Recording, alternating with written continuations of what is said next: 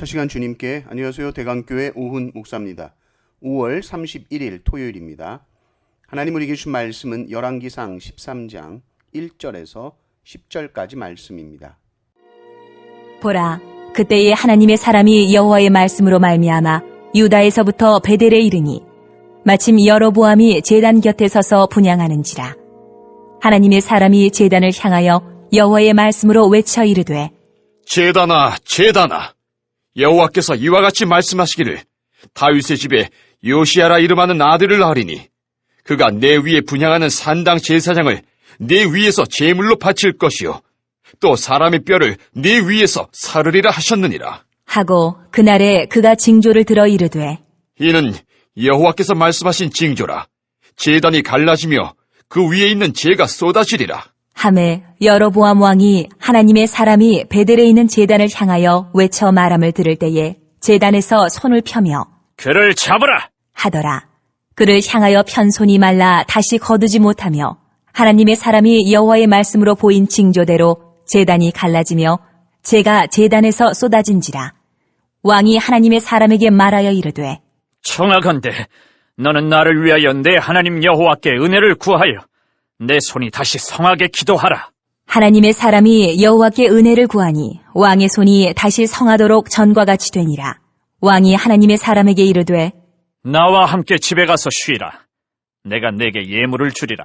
하나님의 사람이 왕께 대답하되 왕께서 왕의 집 절반을 내게 준다 할지라도 나는 왕과 함께 들어가지도 아니하고 이곳에서는 떡도 먹지 아니하고 물도 마시지 아니하리니 이는 곧 여호와의 말씀이 내게 명령하여 이르시기를 떡도 먹지 말며 물도 마시지 말고 왔던 길로 되돌아가지 말라 하셨음이니이다. 하고 이에 다른 길로 가고 자기가 베델에 오던 길로 되돌아가지도 아니하니라. 아멘. 여로보암은 자신의 정치적 목적을 위해 제단과 금송아지를 만듭니다. 그리고 하나님은 이 거짓 제단인 베델에 하나님의 사람을 보냅니다. 이름을 밝히지 않은 무명의 선지자죠. 그리고 이 하나님의 사람은 왕 앞에서 제사장이 제사를 드리는 그 순간에 담대하게 외칩니다. 여로보암이 만든 이 제단이 무너질 것이고 훗날 유다의 왕 요시야가 일어나 이 제단 위에서 산당 제사장들의 뼈를 불태울 것이라고 예언합니다.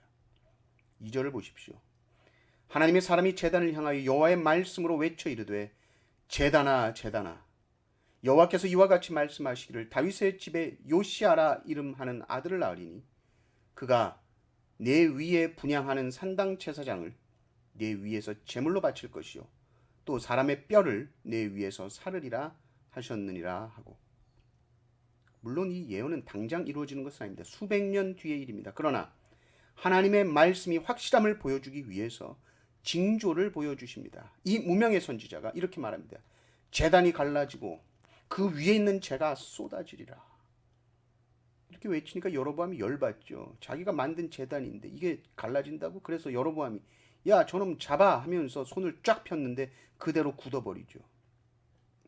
그리고 그 하나님의 사람이 선포한 대로 제단이 갈라집니다.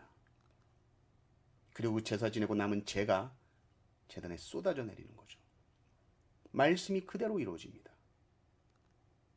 인간이 아무리 자기가 위대한 왕처럼 군림하고 그리고 지혜를 짜내서 고심해서 제사 제도를 바꿨다 하더라도 하나님 말씀 앞에선 다 무너지는 것입니다. 제단이 쪼개집니다.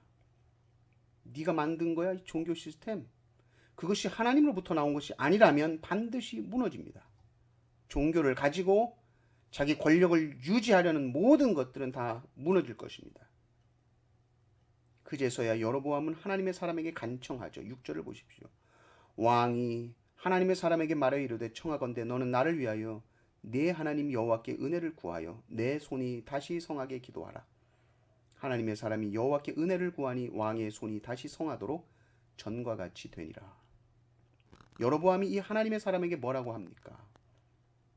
여기서 참 안타까운 게 나의 하나님이라고 말하는 것이 네 하나님이 네 하나님 여호와께 은혜를 구해라. 여로보암에게는 하나님이 나의 하나님이 아니었던 것이죠.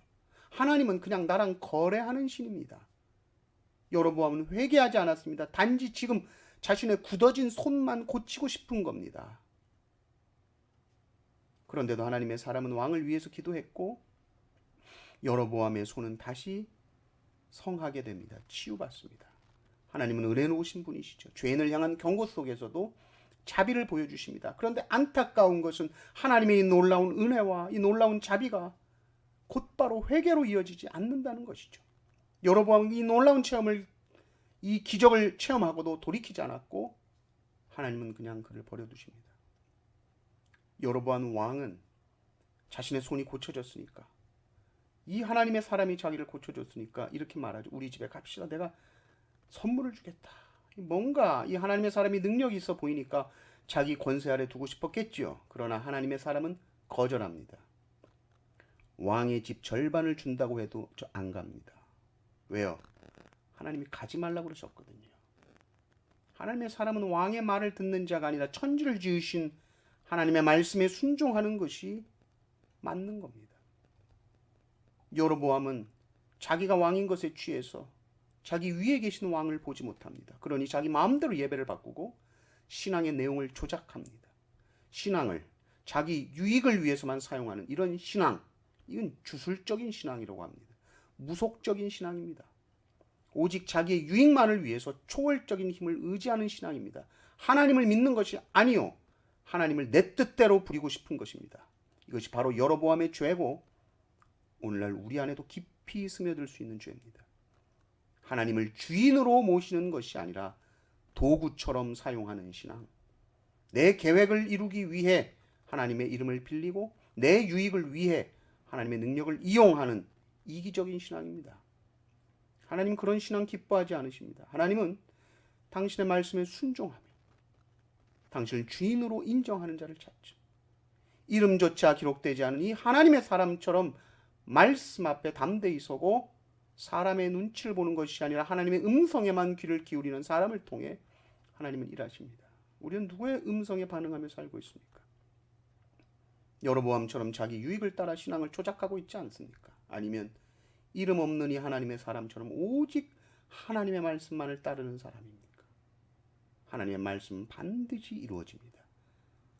제단이 갈라진 것처럼 하나님 아닌 것을 섬기는 모든 것들은 반드시 무너집니다.